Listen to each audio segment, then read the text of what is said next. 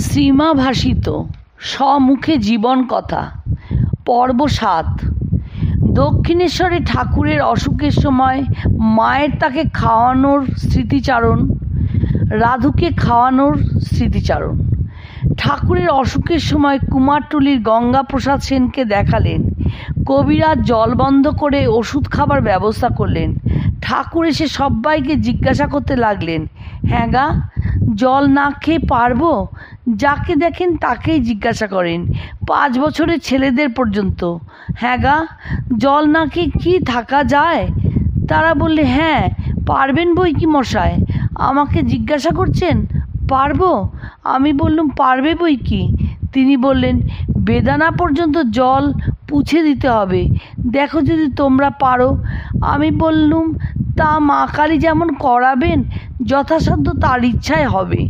শেষে মন স্থির করে জল বন্ধ করে ওষুধ খেলেন। রোজ 3-4 সের, শেষে 5-6 সের পর্যন্ত দুধ দিতুম। গায়ে দুইয়ে যে লোকটি দুধ দিত সে আমাকে বেশি বেশি দুধ দিয়ে যেত। বলতো, ওখানে দিলে কালীর ভোগ বেটারা বাড়ি নিয়ে যাবে, কাকে না কাকে খাওয়াবে, আর এখানে দিলে উনি খাবেন। তাই 5-6 সের পর্যন্ত দিয়ে যেত। বেশ ভালো ভক্তিমান লোকটি ছিল। আমি সন্দেশ, রসগোল্লা, এসব মিষ্টি টিষ্টি যা থাকতো, আর তখন অনেকে আসতো, সব দিতুম। দুধ জাল দিয়ে দিয়ে কমিয়ে 1 সের 1.5 সের করে দিতুম। জিজ্ঞাসা করতেন, কত দুধ? বলতাম, কত আর 1 সের 5 পো হবে। তিনি বলতেন, না, এই যে পুরুষ হর দেখা যাচ্ছে। একদিন গোলাপ ছিল, তাকে জিজ্ঞাসা করছেন, হ্যাঁ গা, কত দুধ হবে? গোলাপ বলে দিয়েছে, এত দুধ? তাই তো আমার পেটের অসুখ হয়। ডাকো ডাকো। আমি গেলুম। জিজ্ঞাসা করলেন, কত দুধ? আমি বললাম, 5 পো হবে আর কি। তবে যে গোলাপ বলে এত। গোলাপ জানে না, এখানের মাপ গোলাপ জানে? ঘটিতে কত দুধ ধরে গোলাপ জানবে কি করে?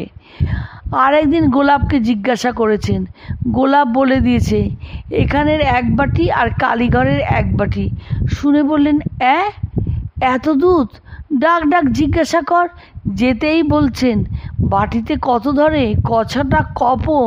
আমি বললুম, কছটা কপো অত জানি নে, দুধ খাবে তা কছটাকের ঘটি কত পো, অত কেন, অত হিসাব কে জানে? তিনি বললেন, এত কি হজম হয়? তাই তো পেটের অসুখ হবে। বাস্তবে কি সেদিন পেটের অসুখ করলো। জিজ্ঞাসা করলাম, কীরকম দাস্ত হচ্ছে? বললেন, পালো পালো, সাদা সাদা, একটু একটু পনরবাহার বাজছে গেলুম। তোমাদের এমন সেবা চাই না। সেদিন আর বৈকালে কিছু খেলেন না, ভাত টাত পড়ে রইল, একটু সাগু করে দিলুম। গোলাপ বললে, মা, বলে দিতে হয়, আমি কি জানি, তাই তো খাওয়া নষ্ট হলো। আমি বললুম, খাওয়ার জন্য মিথ্যা বললে দোষ নেই, আমি এরকম একটু করে ভুলিয়ে টুলিয়ে খাওয়াই। আমাদিগকে রাসবিহারী মহারাজ ও অন্যান্য সেবকদের এই এতখানি শরীর হয়েছিল, বেশ সেরে গিয়েছিলেন। দক্ষিণেশ্বরে থাকাকালে মা নিজের ধ্যান তন্ময়তার কথা বলছেন। খাটতে হয়, না খাটলে কি কিছু হয়? সংসারের কাজকর্মের মধ্যে একটু সময় করে নিতে হয়। আমার কথা কি বলবো মা, আমি তখন দক্ষিণেশ্বরে রাত 3টের সময় উঠে জপে বসতুম, কোনো হুঁশ থাকতো না।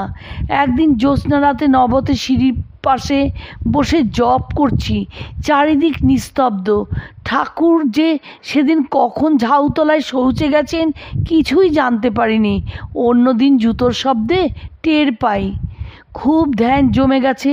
তখন আমার অন্যরকম চেহারা ছিল, গয়না পরা, লাল পেড়ে শাড়ি, গা থেকে আঁচল খসে বাতাসে উড়ে উড়ে পড়ছে, কোনো হুঁশ নেই। ছেলে যোগেন সেদিন ঠাকুরের গাড়ু দিতে গিয়ে আমাকে ওই অবস্থায় দেখেছিল। সেসব কি দিনই গেছে মা। জ্যোৎস্না রাতে চাঁদের পানে তাকিয়ে জোড়হাত করে বলছি, তোমার ওই জ্যোৎস্নার মতো আমার অন্তর নির্মল করে দাও। আহা, তখন কি মনই ছিল আমার। বিন্দে ঝি একদিন আমার সামনে একটি কাশি ঠেলা মেরে গড়িয়ে দিল, আমার বুকের মধ্যে যেন এসে লাগলো। দক্ষিণেশ্বরে নিজের চেহারা প্রসঙ্গে মা বলেছিলেন, আগে আমার কি এই রকম রং ছিল, আগে খুব সুন্দর ছিলুম। আমি প্রথমে বেশি মোটা ছিলুম না, শেষে ঠাকুরের দেহত্যাগের পর মোটা হয়েছিলুম। দক্ষিণেশ্বরে থাকাকালীন সময়ের ধ্যান তন্ময়তার স্মৃতিচারণ করে মা পরবর্তীকালে বলছেন, তখন আমার মন এমন ছিল, দক্ষিণেশ্বরে রেতে কে বাঁশি বাজাতো, শুনতে শুনতে মন ব্যাকুল হয়ে উঠত, মনে হতো সাক্ষাৎ ভগবান বাঁশি বাজাচ্ছেন, অমনি সমাধি হয়ে যেত।